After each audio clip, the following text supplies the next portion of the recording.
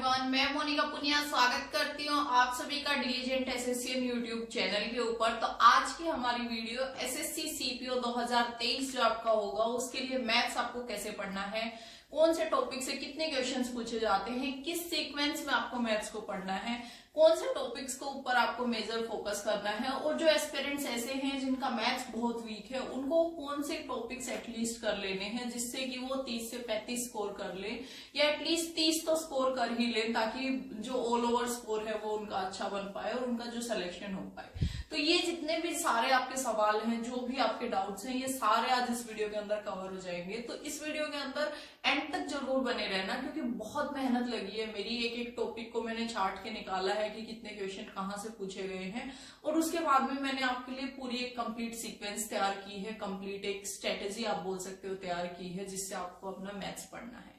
तो सबसे पहले मैं आपको स्क्रीन के ऊपर शो करती हूँ जो आपकी टॉपिक वाइज वेटेज है। टॉपिक वाइज वेटेज जो है इस कॉपी के अंदर मैंने लिखी हुई है, उसी का फोटो मैं स्क्रीन के ऊपर आपको ऐड कर रही हूँ। तो यहां से आप देख सकते हो कि एडवांस और अर्थमेटिक दोनों टॉपिक जो आपके हैं उनके लगभग आपके 20 से 22 दोनों टॉपिक के आपके क्वेश्चन पूछे जाते हैं, और जो आपके डीआई है वो लगभग आपकी 9 क्वेश्चन पूछे जाते हैं। तो ये आपकी ऑल ओवर वेटेज है। तो आपको पता लग गया होगा अर्थमेटिक और एडवांस दोनों इक्वल ही पूछा जाता है, किसी भी टॉपिक की वेटेज ऐसे नहीं है कि बहुत ज्यादा है। उसके बाद में आपके परसेंटेज और प्रॉफिट एंड लॉस, जो ये दो टॉपिक होते हैं इसमें आप पर्टिकुलरली डिफाइन नहीं कर पाते हो कि किसका क्वेश्चन है, लेकिन इन दोनों के मिला के लगभग आपके 7 से 8 क्वेश्चन पूछे जाते हैं। 7 से 8 क्वेश्चन बहुत अच्छा खासा वेटेज हो जाता है किन्हीं दो टॉपिक्स के लिए। तो काफी इंपॉर्टेंट आपके लिए ये टॉपिक है। एवरेज के देख सकते हो 2 हैं, एसआईसीआई के 2 हैं, रेशियो प्रपोर्शन के 2 से 3 हैं, आपके टाइम एंड वर्क के 2, टाइप एंड सिस्टम के। ये आप कंप्लीट लिस्ट देख सकते हो जिसके अकॉर्डिंगली आपको पता लग रहा होगा कि कैसे कैसे आपसे टॉपिक पूछे जा रहे हैं। ज्योमेट्री के जैसे 4 से 6 क्वेश्चन आपसे ज्योमेट्री के पूछे जा रहे हैं, 4 से 6 क्वेश्चन ही आपसे मेंसुरेशन के पूछे जा रहे हैं।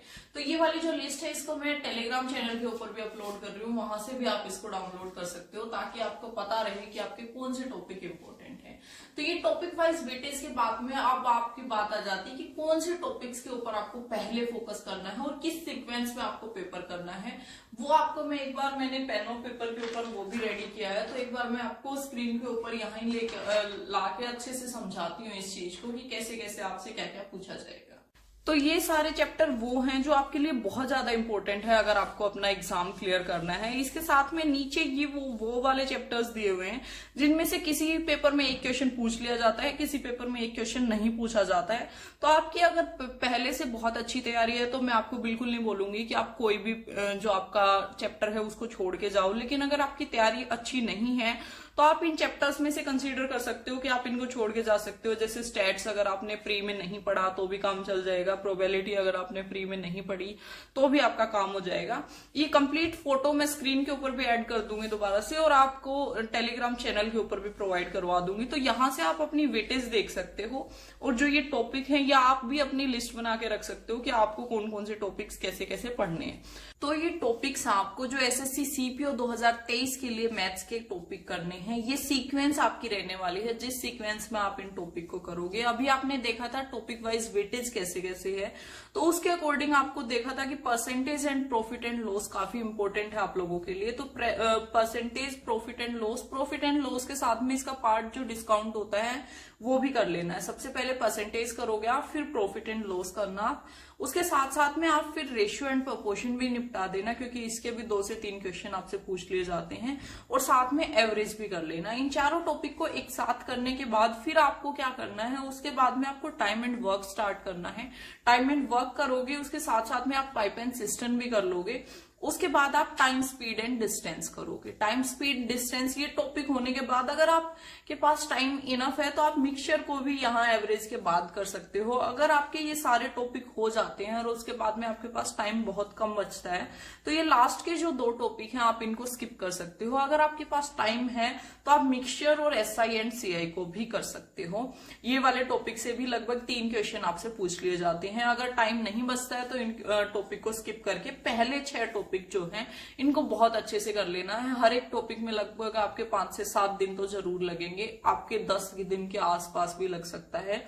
तो ये देख सकते हो आप, लगभग 60 से 70 दिन का आपका सिलेबस हो जाता है अगर अरिथमेटिक का ऐसे ही चलोगे तो आप। लेकिन थोड़ी सी स्पीड बढ़ा के अगर आप करोगे तो आप कवर कर पाओगे इन सिलेबस को। लगभग आप ये मानो 45 दिन में तो बहुत आराम से आप कवर कर लोगे। एडवांस मैथ का अगर मैं आपको बात करूं तो एडवांस मैथ में सबसे पहले आपको मेंशुरेशन करना है। मेंशुरेशन के क्योंकि फॉर्मूला बेस्ड क्वेश्चन पूछे जाते हैं, तो फॉर्मूला ऐसे होने चाहिए कि आपको टिप्स के ऊपर होने चाहिए। जो जो आपके फॉर्मूला आते हैं इंपॉर्टेंट ड्यूरिंग जब आप भी इस कॉन्सेप्ट इसके पढ़ रहे होगे, उनको एक अलग से नोटबुक के अंदर नोट करते हुए चलना है आपको। उसके बाद में एल्जेब्रा करना है, एल्जेब्रा, ट्रिग्नोमेट्री, मेंशुरेशन और इवन ज्योमेट्री। इन चारों ही टॉपिक के सारे क्वेश्चन आपसे ऐसे पूछे जाते हैं ऑलमोस्ट, जो फॉर्मूला बेस्ड होते हैं। तो फॉर्मूला बेस्ड क्वेश्चंस को करना आसान होता है, रादर के कॉन्सेप्ट नए नए यूज हो रहे हैं और वही 2-4 फॉर्मूला होते हैं जो हर बार पूछे जाते हैं। जैसे इन सेंटर वाला जो एंगल वाला फॉर्मूला होता है वो उसका यूज बहुत ज्यादा होता है। मेंशुरेशन के अंदर आपके जो स्फीयर के फॉर्मूलाज हैं, बड़ी स्फीयर को काट के छोटी में बना लिया, छोटी को बड़ी में बना लिया, वो बहुत बार यूज होता है। उसके बाद में अलजेब्रा का जो A cube plus B cube plus C cube minus A B C वाला जो फॉर्मूला है बहुत ज्यादा यूज होता है, तो इसको तो रट लेना। तो इस टाइप के कुछ पर्टिकुलर टॉपिक हैं आपके जो फ्रीक्वेंटली रिपीट होते हैं। तो अगर आप एक ऐसे एस्पिरेंट हो जिनकी बहुत ज्यादा अच्छी तैयारी नहीं है या जिनको मैथ्स पढ़ना बहुत ज्यादा अच्छा नहीं लगता, तो आपको ये 4 टॉपिक बहुत अच्छे से कर लेना है। इनके स्पेशली फॉर्मूला वाली जो चीज है उसको बहुत अच्छे से कर लेना है। उसके साथ साथ में डीआई के आपके 8 से 9 क्वेश्चन पूछे जाते हैं, तो डीआई को भी आपको रेगुलर बेसिस के ऊपर प्रैक्टिस करना है ताकि आपके जो कॉन्सेप्ट्स हैं वो क्लियर हो पाए। सब पेपर जिसके अंदर आपके जो 200 क्वेश्चन का पेपर होता है, 50 क्वेश्चन उसमें से मैथ्स के पूछे जाते हैं, वहां पे जो स्पीड का रोल है वो बहुत ज्यादा हो जाता है। और स्पीड के रोल को आपको अगर ओवरकम करना है कि आपकी स्पीड बहुत अच्छी होनी चाहिए, तो उसके लिए आपको मॉक टेस्ट बहुत ज्यादा लगाने पड़ेंगे। मॉक टेस्ट की प्रैक्टिस आपको फ्रीक्वेंटली बेसिस पे करनी है कि लगभग डेली ही आप मॉक टेस्ट प्रैक्टिस करो तो बहुत अच्छा रहेगा। अभी मैं आप लोगों को एक फ्री मॉक टेस्ट का लिंक प्रोवाइड करवा रही हूँ। ओलिव बोर्ड की तरफ से आपके लिए फ्री मॉक टेस्ट है एसएससी सीपीओ का। सारे एस्पिरेंट्स को जाके इस फ्री मॉक टेस्ट को अटेम्प्ट करना है। उसके साथ साथ अगर आप ओलिव बोर्ड की टेस्ट सीरीज परचेज करना चाहते हो तो अपने चैनल का कूपन कोड है DS10, अगर आप वो लगाओगे तो जो भी पैकेज आप ले रहे होगे उसके ऊपर 10% का डिस्काउंट आपको मिल जाएगा। तो अगर आपको कोई भी पैकेज एसएससी का परचेज करना है ओलिव बोर्ड का, तो आप अपने कूपन कोड के साथ में परचेज कर सकते हो। वैसे जो ये फ्री वाला मॉक टेस्ट है ये तो सब लोगों को अटेम्प्ट करना ही है, क्योंकि फ्री मॉक टेस्ट तो किसी का भी हमें छोड़ना ही नहीं है, वो तो सारे ही अटेम्प्ट करेंगे। तो ये देखा आपने आपको किस सीक्वेंस के अंदर पढ़ना है। उसके बाद में अब मैं आपको बताती हूँ कि आपको पढ़ना कैसे है, कि सीक्वेंस आपको पता लग गई, इंपॉर्टेंट टॉपिक आपको पता लग गई, लेकिन डेली में आपको कैसे रूटीन में लाना है इन चीजों को, कैसे कैसे इनकलकेट करना है इन सारी चीजों को, ताकि आप एग्जाम के अंदर बेस्ट परफॉर्मेंस दे पाओ। तो उसके लिए आपको क्या करना है कि डेली आपको 2 चीजें करनी है। एक आपको कॉन्सेप्ट पढ़ना है, दूसरा आपको प्रैक्टिस करनी है। कॉन्सेप्ट कैसे पढ़ना है? कॉन्सेप्ट आप किसी भी यूट्यूब की हेल्प से या किसी भी टीचर की हेल्प से, अगर आपके पास पेड कोर्स है तो उससे, अगर आपके पास फ्री कोर्स है कोई अवेलेबल है आपके पास तो उससे, आपको जो भी टीचर से आप कॉन्सेप्ट पढ़ रहे हो उससे आपको कॉन्सेप्ट पढ़ते रहने हैं। लेकिन कॉन्सेप्ट पढ़ते हुए एक चीज ध्यान में रखनी है कि आपको नोट्स बनाने हैं उसके। बहुत फेयर ना बनाओ तो भी चलेगा, लेकिन आपको नोट्स बना लेने हैं। हर टाइप के 2-2, 3-3 क्वेश्चन एटलीस्ट आप निकाल के वहां पे कॉपी के अंदर रख लो, ताकि जब भी आप रिविजन करो तो आपको उस चीज से हेल्प हो। कॉन्सेप्ट पढ़ने आपको लगभग 1 से 1.5 घंटा डेली कॉन्सेप्ट पढ़ोगे, आप क्लास देखोगे, साथ साथ में कॉन्सेप्ट करोगे। उसके बाद में आप प्रैक्टिस करोगे। प्रैक्टिस के लिए आपको क्या करना है? प्रैक्टिस के लिए आपको प्रीवियस ईयर क्वेश्चंस को प्रैक्टिस करना है। अभी मैं इतने सारे पेपर को एनालिसिस किया मैंने मैथ्स के टॉपिक वाइज वेटेज निकालने के लिए, तो उसके अंदर मैंने देखा कि जो पैटर्न मेरे टाइम पे मैंने 2020 का पेपर दिया था, उस टाइम पे जिस पैटर्न के क्वेश्चंस आपसे पूछे गए थे, उसी पैटर्न के क्वेश्चन आपसे 2022 के अंदर भी पूछे जा रहे हैं। प्रीवियस ईयर क्वेश्चंस बहुत ज्यादा रिपीट होते हैं, तो आपको प्रीवियस ईयर क्वेश्चंस की ही प्रैक्टिस करनी है। कोई भी चैप्टर वाइज आपको बुक ले लेनी है जिसके अंदर आपको चैप्टर वाइज फॉर्मेट में सारे प्रीवियस ईयर क्वेश्चंस, स्पेशली जो टीसीएस के क्वेश्चंस हैं वो कंपाइल करके दे रखे हो, और उनके 1-2 सॉल्यूशंस भी दे रखे हो कि एक सॉल्यूशन तो एटलीस्ट हो ही, या फिर 2 या 3 सॉल्यूशंस भी अगर हो तो बहुत अच्छा है, ताकि आप उनके पीछे से सॉल्यूशन देख के समझ पाओ। तो ये इन सारी चीजों के लिए आप किरण पब्लिकेशन की ये वाली बुक भी देख सकते हो। अगर आपको अच्छी लगती है तो आप ये ले सकते हो, वरना मार्केट के अंदर जो भी आपको प्रीवियस ईयर कंपाइलेशन अच्छा लगता है आप वो ले सकते हो। सिर्फ आपको ध्यान रखना है कि प्रीवियस ईयर का चैप्टर वाइज कंपाइलेशन आपको खरीदना है, वहां से आपको डेली 50 से 70 क्वेश्चन के बीच में प्रैक्टिस करने हैं। दो चीज तो ये होगी डेली जो आपको करनी है। तीसरी चीज एक है जो है आपको फॉर्मूला नोटबुक बनानी है। फॉर्मूला नोटबुक बनानी कैसे है पहले वो समझाती हूँ, उसके बाद में फिर बताती हूँ उसका करना क्या है। फॉर्मूला नोटबुक बनानी कैसे है, जितने भी इंपॉर्टेंट फॉर्मूला, जैसे आप ट्रिग्नोमेट्री पढ़ रहे हो, जैसे आप एल्जेब्रा पढ़ रहे हो, तो जो भी इंपॉर्टेंट फॉर्मूला उसके अंदर आता है उनको अपनी कॉपी के अंदर नोट करते हुए चले जाओ, ताकि आप सारे फॉर्मूला आपके पास एक साथ कंपाइल हो। और उसको पढ़ना कैसे है, फिर डेली उसको आपको या तो मॉक टेस्ट लगाने से पहले उसकी रिवीजन कर लो आप, या फिर अपना जो भी पढ़ाई स्टार्ट करने से पहले सुबह एक बार उसकी रिवीजन कर लो। दिन में किसी भी टाइम एक बार रिवीजन कर लो, क्योंकि अभी मैंने आपको बताया था कि फॉर्मूला बेस्ड क्वेश्चंस बहुत ज्यादा पूछे जाते हैं, तो इसलिए फॉर्मूला कोई भी ऐसा नहीं होना चाहिए कि फॉर्मूला नहीं आता था इस वजह से आपका पेपर नहीं हो पाया।